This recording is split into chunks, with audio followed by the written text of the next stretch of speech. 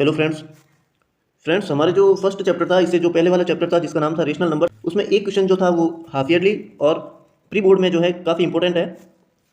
वो हमने इंपॉर्टेंट नहीं लगाया था, लेकिन मैं आपको अभी बता देता हूँ उसको। वो जो क्वेश्चन है वो हमारे हिंदी मीडियम वालों के लिए एग्जाम्पल था। हिंदी मीडियम वालों के लिए वो क्वेश्चन जो है वो एक एग्जाम्पल था, उदाहरण था। वो एग्जाम्पल या उदाहरण में हिंदी मीडियम वाले सुन लीजिए। संख्याओं 4n पर विचार कीजिए। जहाँ पर n प्राकृत संख्या है, जांच कीजिए कि क्या n का कोई ऐसा मान है जिसके लिए 4 की घात n अंक शून्य पर समाप्त होता है। ये वाला एग्जाम्पल है, ये हाफ ईयरली और प्री बोर्ड के लिए काफ़ी इंपॉर्टेंट था। हालांकि बोर्ड के लिए तो इतना इंपॉर्टेंट नहीं है, लेकिन फिर भी ये 4 की पावर n, 4 की घात n है। ये वाला एग्जाम्पल काफ़ी इंपॉर्टेंट है। ओके फ्रेंड्स, तो इसको भी आप नॉर्मल इंपॉर्टेंट लगा दीजिए। इंग्लिश मीडियम वालों के लिए ये एग्जाम्पल था। Consider the number 4 raised to the power n where n is a natural number. Check whether there is any value of n for which 4 raised to the power n ends with the digit 0। Okay friends, ये वाला question है जो example है, ये example काफ़ी important है half yearly और pre board के लिए। ओके फ्रेंड्स, इसमें ये 4 raised to the power n, जो 4 की घात n है, इसकी जगह नंबर चेंज भी हो सकता है। 6 की घात n हो सकता है यानी 6 raised to the power n, या फिर 15 raised to the power n यानी 15 की घात n। ये नंबर चेंज हो सकता है, लेकिन ये क्वेश्चन जो है काफ़ी इंपॉर्टेंट है, सीबीएसई वालों के लिए भी इंपॉर्टेंट है। ओके, और इसी के बेसिस पे ही एक क्वेश्चन और है जो एक्सरसाइज का है फ्रेंड्स। वो एक्सरसाइज का जो क्वेश्चन है वो भी आप देख लीजिए, वो क्वेश्चन कौन सा है। इसके जस्ट बाद में जो एक्सरसाइज है, उस एक्सरसाइज का क्वेश्चन नंबर 5 है, जो सवाल नंबर 5 है, वो हिंदी मीडियम वालों के लिए और इंग्लिश मीडियम वालों के लिए सुन लीजिए वो कौन सा क्वेश्चन है। ये भी काफ़ी इंपॉर्टेंट है कि जांच कीजिए कि क्या किसी प्राकृत संख्या n के लिए संख्या 6 की घात n अंक 0 पर समाप्त हो सकती है। इंग्लिश मीडियम वालों के लिए ये क्वेश्चन रहेगा, check whether 6 raised to the power n can end with the digit 0 for any natural number n। ये वाला एक्सरसाइज का क्वेश्चन है। इसकी जगह कोई नंबर हो सकता है 4 raised to the power n यानी 4 की घात n, या फिर 15 raised to the power n यानी 15 की घात n। ये वाला क्वेश्चन और ये वाला एग्जाम्पल जो मैंने अभी बताया, ये चैप्टर 1 यानी पहले पार्ट का है, जिसका नाम है वास्तविक संख्या है। इंग्लिश में उसको कहते हैं रियल नंबर, उसका ये क्वेश्चन है। ओके फ्रेंड्स, ये तो एग्जाम्पल है और ये उसका क्वेश्चन है। ओके, तो ये इंपॉर्टेंट है हाफ ईयरली और प्री बोर्ड के लिए, और इसको आप नॉर्मल इंपॉर्टेंट लगा दीजिए। ये हमारे फर्स्ट चैप्टर का जो था वो बाकी रह गया था। जब मैंने वापस हाफ ईयरली के पेपर, प्री बोर्ड के पेपर जब उसमें देखा तो उसमें ये क्वेश्चन था, इसलिए ये इसको आप इंपॉर्टेंट लगा दीजिए। ये नंबर चेंज हो सकता है लेकिन क्वेश्चन सेम है। ओके फ्रेंड्स, फिर अब हम चलते हैं आगे, हमारा जो चैप्टर नंबर 2। चैप्टर नंबर 2, चलिए फ्रेंड्स हम स्टार्ट करते हैं चैप्टर नंबर 2। ओके फ्रेंड्स, आज इस वीडियो में हम चैप्टर नंबर 2 अध्याय जो 2 है इसमें इंपॉर्टेंट लगाएंगे। फ्रेंड्स, हम इंपॉर्टेंट लगाने के लिए इसको 3 पार्ट्स में डिवाइड करेंगे, क्योंकि 3 पार्ट्स में डिवाइड करना हमारे लिए काफ़ी ज़रूरी है। क्योंकि वे क्वेश्चन जो 1 से लगाकर 3 बार यानी कि 1 से 3 बार आ रखे हैं, उनको तो हम लगाएंगे कम इंपॉर्टेंट।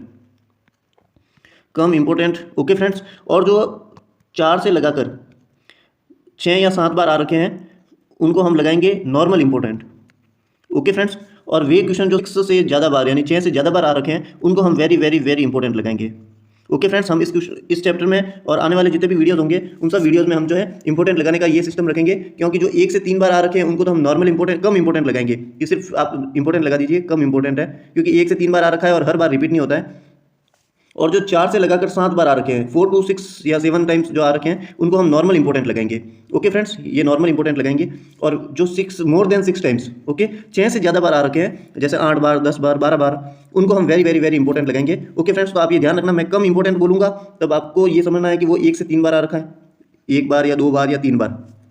और मैं नॉर्मल इंपॉर्टेंट बोलूँगा तो वो 4 से लगाकर 6 या 7 बार आ रखा है, 4 to 6 और 7 टाइम्स यानी 4 से 6 बार आ रखा है, उसको हम नॉर्मल इंपॉर्टेंट लगाएंगे। और 6 से ज़्यादा बार आ गया, जैसे 8, 9, 10, 11, 12 ऐसे क्वेश्चन है जो 15 बार भी आ रखे हैं। पिछले 20-25 साल पुराने जितने भी इंपॉर्टेंट क्वेश्चन हैं उसमें जो 6 से ज़्यादा बार आ रखे हैं उन पर हम वेरी वेरी वेरी इंपॉर्टेंट लगाएंगे। ओके फ्रेंड्स, तो आप मेरे शब्दों पर ध्यान रखना, पास में बुक और पेंसिल या पेन रखना और साथ में आप इंपॉर्टेंट लगाते रहना। फ्रेंड्स, अगर आपको स्क्रीन पे सही तरीके से दिखाई नहीं दे रहा है तो आप स्क्रीन पे ही, आपकी स्क्रीन पे ऊपर सेटिंग का ऑप्शन है, उसमें आप क्वालिटी इंप्रूव करके आप क्वालिटी इंप्रूव कर सकते हैं और आपको आसानी से दिखाई देगा।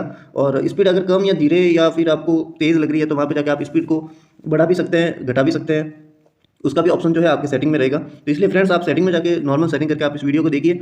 और फ्रेंड्स, आप किसी भी साल देख सकते हैं, इस साल देखिए, नेक्स्ट ईयर देखिए, या फिर 2 साल बाद देखेंगे। क्वेश्चन तो हर साल यही रिपीट हो रहे हैं, इनसे बाहर कुछ भी नहीं जाएगा। तो इसलिए आप तसल्ली से इस वीडियो को किसी भी टाइम देख सकते हैं, 1 से ज़्यादा बार भी देख सकते हैं, और आप आसानी से बुक, पेंसिल वगैरह पास में रखना और आप टिक लगाते रहना। ओके फ्रेंड्स, और फ्रेंड्स, ये 20-25 साल पुराने जितने भी इंपॉर्टेंट क्वेश्चन है ये बहुत ही ज़्यादा इंपॉर्टेंट है। और आप एक्सरसाइज पे कम फोकस करना, एग्जाम्पल पे ज़्यादा फोकस करना, क्योंकि एग्जाम्पल बहुत ज़्यादा रिपीट हो रहा है। ओके फ्रेंड्स, क्योंकि ये डायरेक्ट आपकी बुक में सॉल्व करके होते हैं और आपको इन्हीं में से सीधे के सीधे क्वेश्चन पेपर में दिख जाएंगे या मिल जाएंगे। इसलिए फ्रेंड्स, आप 3 भागों में इंपॉर्टेंट लगाना। पहले तो कम इंपॉर्टेंट है जो 2-3 बार आ रखे हैं, फिर नॉर्मल इंपॉर्टेंट है जो 4 से लगाकर 6 या 7 बार आ रखे हैं, वो नॉर्मल इंपॉर्टेंट है। और वेरी वेरी वेरी इंपॉर्टेंट जो है आपके 6 से ज़्यादा बार आ रखे हैं, उन सबको वेरी वेरी इंपॉर्टेंट लगाना।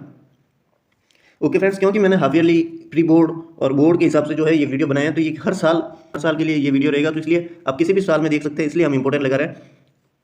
किसी भी साल में देख सकते हैं, इसलिए हमने इसको 3 भागों में इंपॉर्टेंट लगा रहे हैं। और इसके अलावा आप फ्रेंड्स, चलिए फ्रेंड्स हम स्टार्ट करते हैं। तो आज का हमारा चैप्टर है चैप्टर नंबर 2, अध्याय 2। इसको हिंदी में कहते हैं बहुपद और इंग्लिश में इसको कहते हैं पोलिनोमियल्स। ओके फ्रेंड्स, तो इसमें इंपॉर्टेंट लगाने के लिए हम क्या करेंगे, थोड़ा सा अंडरलाइन करते हुए जाएंगे। तो फ्रेंड्स एक तो आप यहाँ पर अंडरलाइन करना इस ब्रैकेट में, ये पूरा आप देखिए आप इसमें कि हमने जो पिछली क्लासेस थी उसमें हमने एक चर वाले बहुपद और उनकी घातों के बारे में स्टडी किया था, जो कि पोलिनोमियल्स थे। ठीक है, तो वन वेरिएबल और उनकी डिग्री के बारे में हमने उसके स्टडी किया था, जिसमें हमने एक्स जो है, जिसमें एक्स के बहुपद जो है उसकी उच्चतम घात जो है, उसकी जो है हाईएस्ट पावर जो है, उसके अकॉर्डिंग हमने इनके नाम भी देखे थे।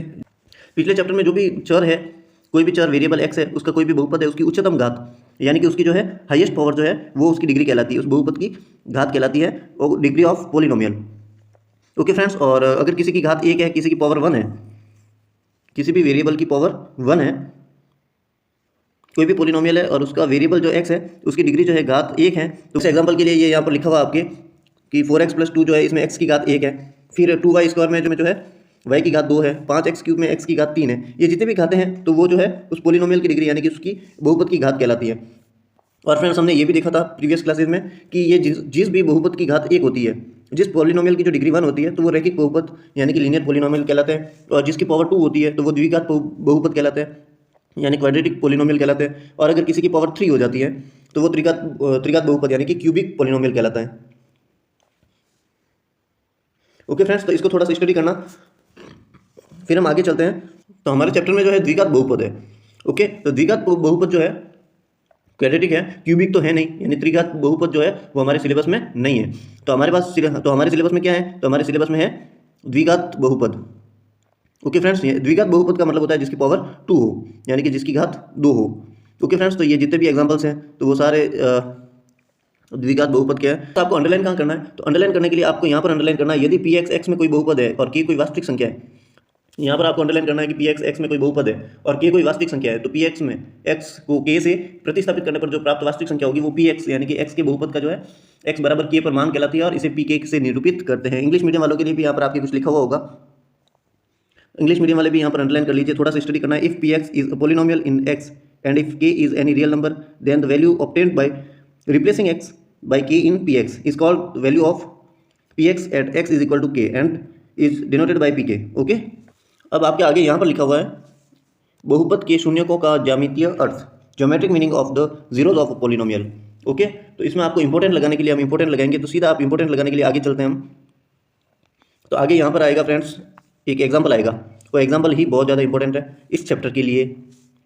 ओके, तो इस चैप्टर में यहाँ पर एक एग्जाम्पल लिखा हुआ है, उदाहरण 1 क्या लिखा हुआ है कि नीचे दी गई आकृति जो है 2.9, इसमें ग्राफों को देखिए और प्रत्येक आकृति y बराबर पी एक्स, जहाँ पर पी एक्स एक बहुपद है का ग्राफ है और ग्राफों से प्रत्येक के लिए पी एक्स के शून्यकों की संख्या ज्ञात कीजिए।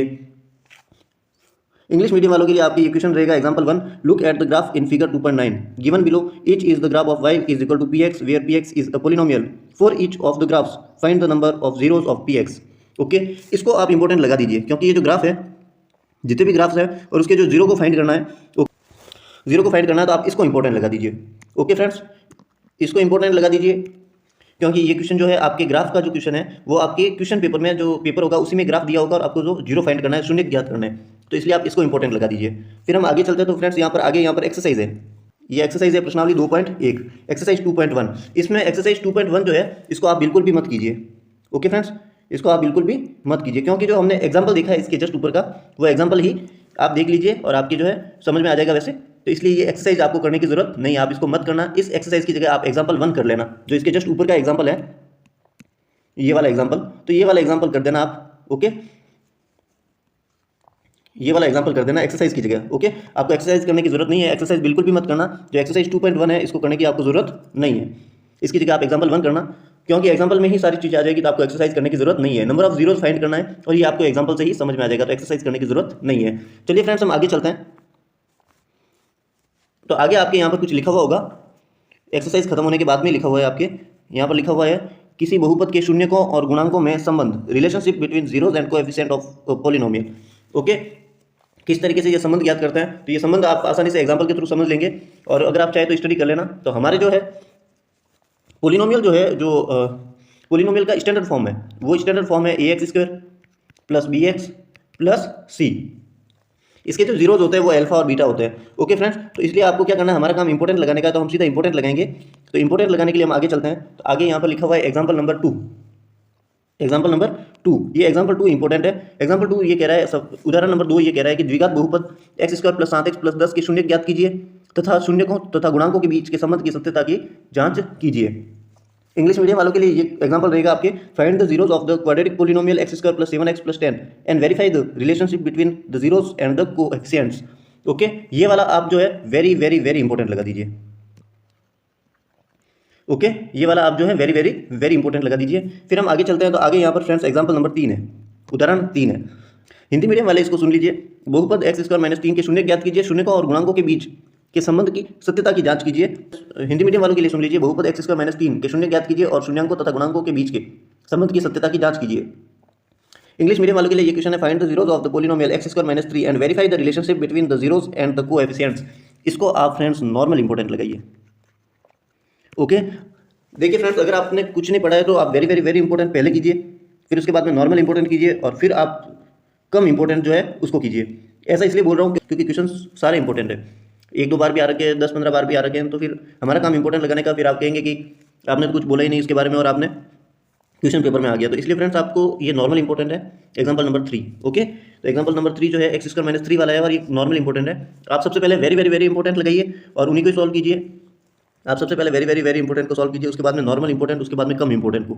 ओके, तो चलिए फ्रेंड्स हम आगे चलते हैं। तो आगे यहाँ पर लिखा हुआ है एग्जांपल नंबर 4, उदाहरण नंबर 4। एग्जांपल नंबर 4 जो है इसको आप वेरी वेरी वेरी इंपॉर्टेंट लगा दीजिए।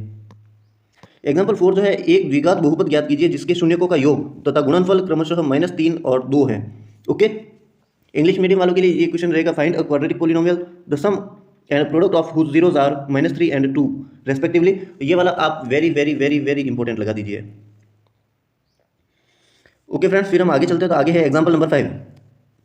एग्जांपल नंबर 5, और एग्जांपल जो 5 है इसके ऊपर स्टार बना रखा है। ओके, ये आपके त्रिघात बहुपद का है। ओके, त्रिघात बहुपद का मतलब ये है कि ये आपके जो है इसमें पावर 3 है, क्यूबिक पोलिनोमियल है, तो ये आप इंपॉर्टेंट लगाने की जरूरत नहीं है, ये आपके सिलेबस में नहीं है। द्विघात बहुपद है, ये आपके सिलेबस से हट चुका है, इस बार सिलेबस में नहीं है। हाँ, अगर जिस साल सिलेबस में होगा उसके लिए ये वेरी वेरी वेरी इंपॉर्टेंट होगा, लेकिन इस बार ये सिलेबस में नहीं है। ओके फ्रेंड्स, तो इसलिए इसको आप अभी इंपॉर्टेंट मत लगाइए, लेकिन फ्यूचर में अगर सिलेबस में आ जाए तो ये इंपॉर्टेंट है, क्योंकि ये पुराने सालों के पेपर में था।